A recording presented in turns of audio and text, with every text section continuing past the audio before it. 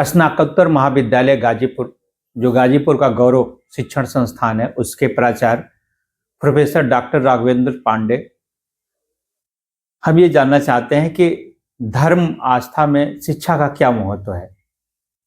भारत एक धार्मिक एवं सांस्कृतिक देश है और हमारे शास्त्र के अनुसार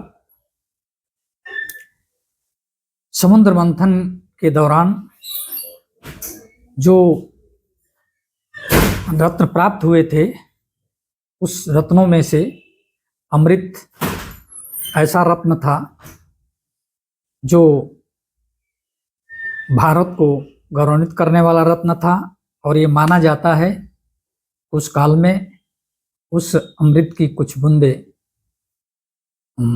भारत के 4 जगहों पर गिरी थी, जहां महाकुंभ और कुंभ के रूप में आयोजित किए जाते हैं, जिसमें प्रयागराज भी था। और प्रयागराज में इस समय सिंहस्थ महाकुंभ चल रहा है। इस सिंहस्थ महाकुंभ के माध्यम से हम देश को एक सांस्कृतिक शिक्षा देते हैं। कोई भी देश तभी विकसित करता है जब वहाँ उस देश की आस्था, परंपरा और संस्कृति के आधार पर शिक्षा जब आगे बढ़ती है तो देश बलवती होता है, एकजुट होता है और वह एक सांस्कृतिक राष्ट्र के रूप में सदियों तक जीवित रहता है। क्योंकि जो देश अपना इतिहास भूल जाता है, अपनी संस्कृति और शिक्षा भूल जाता है, वह देश लंबे कालखंड तक चल नहीं पाता, वो खंडित हो जाता है। बहुत से ऐसे देश थे जो प्राचीन देश थे, उनकी संस्कृतियां ऐसी थीं जो संस्कृतियों को छोड़ने के कारण वो देश विलुप्त हो गए। लेकिन भारत सदियों से कई आक्रमणों को झेलते हुए भी अपने प्राचीन संस्कृति को रखते हुए, अपने शिक्षा से जोड़ते हुए यह आज भी वैभवशाली है। और इस कुंभ को पूरा विश्व एक दृष्टि से देख रहा है और विश्व के बहुत से लोग आकर के इस कुंभ की महिमा का बखान देख रहे हैं, सुन रहे हैं और स्नान भी कर रहे हैं। यह भारत के लिए गौरव का विषय है। यह हमारे प्राचीन ऋषियों महर्षियों के लिए गौरव का विषय है, हमारे पूर्वजों के लिए गौरव का विषय है। पूरा विश्व इस समय कुंभ की तरह अपनी दृष्टि लगाए हुए है। जो नई शिक्षा नीति है उस पे हायर एजुकेशन में क्या प्रभाव पड़ा है? नई शिक्षा नीति देश की आज़ादी के 75 वर्ष बाद तैयार हुई।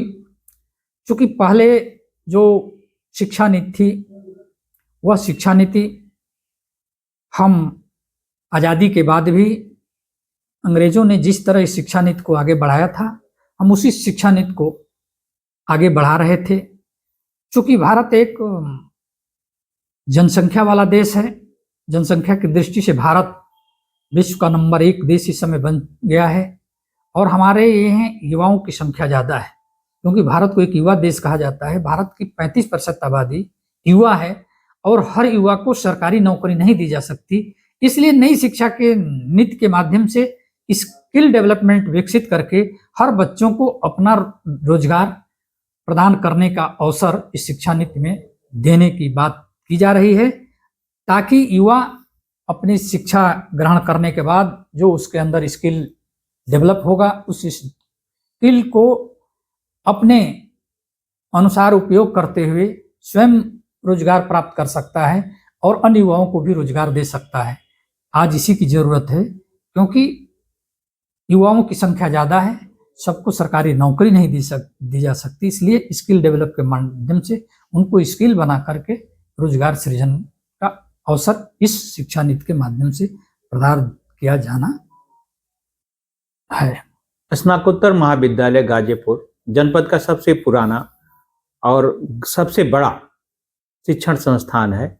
इसमें कौन कौन से नए पाठ्यक्रम इधर आपके नेतृत्व में जुटे हैं? पीजी कॉलेज इस समय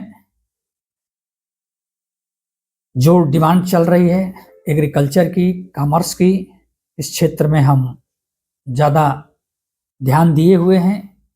और चूंकि ये जनपद का लीडिंग कॉलेज है, इसलिए हमारी जिम्मेदारी भी बनती है कि जनपद के जो युवा हैं उनको हम आधुनिक शिक्षा प्रदान कर सकें।